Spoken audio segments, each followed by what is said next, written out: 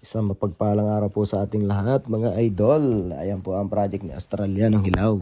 Repair ng quarter panel. Ano yan mga idol? Tesla Model 3. Ayan, nakita niyo mga idol yung tama. Nilinisan natin. Kubak. Ayan, kasama na yung feather edge. Inayos natin ang feather edge. Ayan, malinis ng tingnan. Ang umpisahan natin yan mga idol, yung kanto ang una natin palalabasin. Ayan, gumamit tayo ng wiggle wire. Dent puller mga idol yung gamit natin. Ano, dent puller.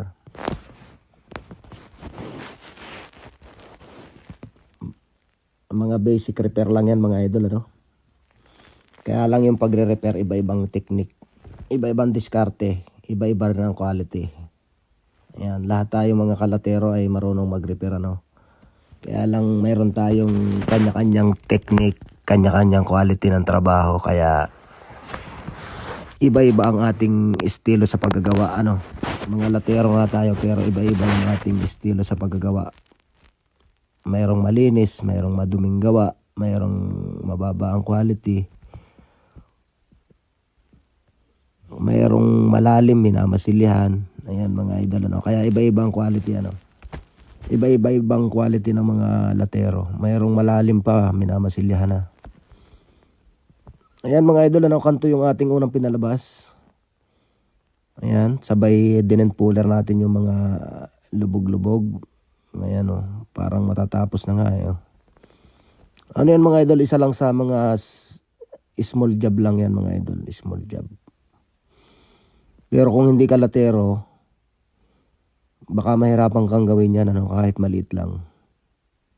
Pero kung mga latero, madali lang yan. Kaya lang, iba-iba yung quality ng gawa. Ayan mga idol, ano, ganyan ang ginagawa ko kapag ako'y nagre-repair. Nililinisan ko muna yung paikot ng damage, tapos pinipeder edge ko na siya ng bahagya para pag naglihi ako, kaunti na lang ipipeder edge ko dyan. Ayan na mga idol. Nagdi-dent puller tayo mga idol, dent puller. Ayan. Salat na kaunti. Ayan, medyo maganda na siya mga idol, ano? Maganda na yung hubog niya.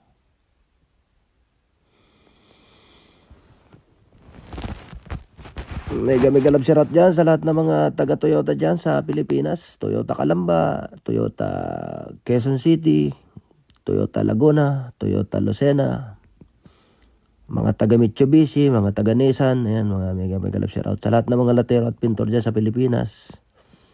Mega love shoutout sa inyong lahat. Baka gusto nyo mag-apply ng latero or pintor. Ayan, dito papunta ng Australia.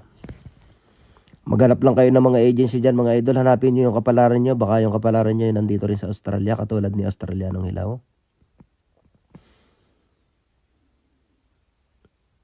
Ayan mga idol, ano? Pang international lang ating mga kaalaman, mga kalatero. Nakikipagsapalaran tayo dito sa Australia, no? Nagaong yung kaya nila ay kaya din natin, ano? Kaya yung kaya ko, kaya nyo rin. Ayan mga idol. Nagkakaroon na siya ng hugis, ano? Maganda na mga idol. Ayan, kubak. Linisin natin na maayos. Para hindi gaano makapalang masilya mga idol, ano? Kailangan maganda ang kinis ng lata. Pinaka number 1 dyan yung ano, yung metal work mo maganda. Kailangan laging maganda ang metal work sa mga repair, ha? Pero kapag mga tama naman na mga malalaki, alignment naman mga idol, ano? Kailangan magaling kayo sa alignment.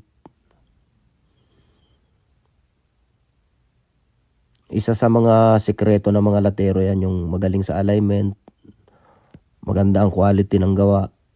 Ayan, yan ang kailangan na maging ano natin, maging hawak na ano, katibayan para tayo ay tawagin na isang professional na panel beater. Ayan mga kalatero, yung mga nakaka-relate. Kahit maliit lang yan mga idol, pag hindi nyo alam yan, mahirapan kayong gawin yan. Ayan. Gumagawa tayo mga idol ng feather edge para pag tayo ay nagmasilya ay ano. Ayan na mga idol, ano, tapos na natin siyang i-repair ng ano, ng metal. Nagre-ready na tayo sa ano, nagpipreparasyon na tayo para sa masilya, ano. Ayan, feather edge muna bago natin masilyahan. Okay, mega love shoutout sa lahat ng mga Australianong hilaw. Yung mga karels ko dyan, mega love shoutout. Ayan na mga idol. Maganda na, oh. Kita nyo mga idol, ano? Nakahubog na siya ng mabuti. Ayan. Gawa tayo ng ano, feather edge muna tayo bago masilyahan. Yan ang isa sa maganda mga idol, ano, yung naka-lifter siya. Nakasakay sa car O-liner. Pwede mong ibaba, pwede mong itaas. Nakatayo ka lang, ano, mga idol, nakatayo, hindi ka siya nakaluhod. Kaya magandang magtrabaho kapag ano, maganda ang gamit, magandang kagamitan, high-tech. Hindi ka mahihirapang magtrabaho mga idol, ano. At saka yung mental health natin mga idol ay ano, napoprotektahan ano, yung mental health natin kapag mga gamit mo ay mga high-tech. At saka yung kapaligiran natin ay maganda. Ayan mga idol. Ayan, Kobak. Nilihan natin ng ano yan, 180 ano, yung feather edge niya. Sabay kinobak natin, yung orbital. Sa orbital mga idol, anong ginamit natin doon? 180 rin. Ayan mga idol. Isprayan natin ng degreaser ano, para malinis bago natin masilyahan. Ayan mga idol, nakita nyo ha. Tingnan, panoorin nyo mga idol ha. Kailangan laging malinis siya. Hindi yung ano, hindi mo lang kailangan laging nililinis bago masilyahan, hindi yung pagkatapos ay masilya ka agad mga idol, ano? Kailangan malinis para wala yung mga oily niya, yung mga dumi-dumi. Ayan na mga idol.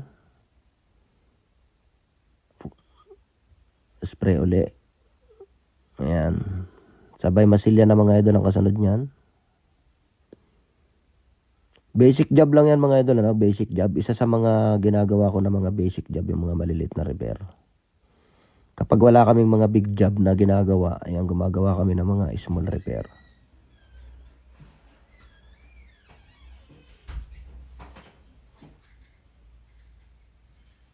Ayan, nahaluan na natin ng masilya mga idol. 3M ang ginagamit natin na masilya mga idol, ano? 3M. Straight to metal yan mga idol, ano? Straight to metal na. Rekta na tayo sa masilya, no? Sa metal ang masilya. Hindi na ho natin pinaparemiran dito, ano? Rekta. Rektahan na rito mga idol, ano? Straight to metal na. Ang brand ng ating masilya na ginagamit ay 3M mga idol. Ayan, 3M. Kailangan maganda ang metal finish mo para pag minasilyahan mo, hindi makapal ang masilya at hindi rin siya magkakaroon ng pinhole. Kapag makapal ang masilya, diyan mo makikita na nagkakaroon ng pinhole, ano. Kung mapapansin nyo, kapag pangit ang inyong metalwork, makapal ang masilya. Ibig sabihin, kapag makapal ang masilya, pangit ang metalwork mo. Kaya diyan tayo nagkakatalo yung mga kalatero natin, ano. Diyan tayo nagkakatalo sa metalwork. Marunong nga tayong maglatero pero nagkakatalo lang tayo sa quality ng ng pagkakatapos ng ginawa.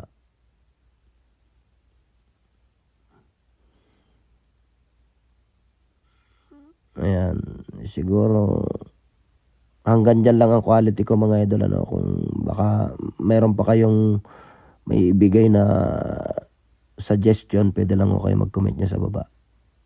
Ayan na mga idol. Ayan, di ho ganun makapalang masilya niya mga idol.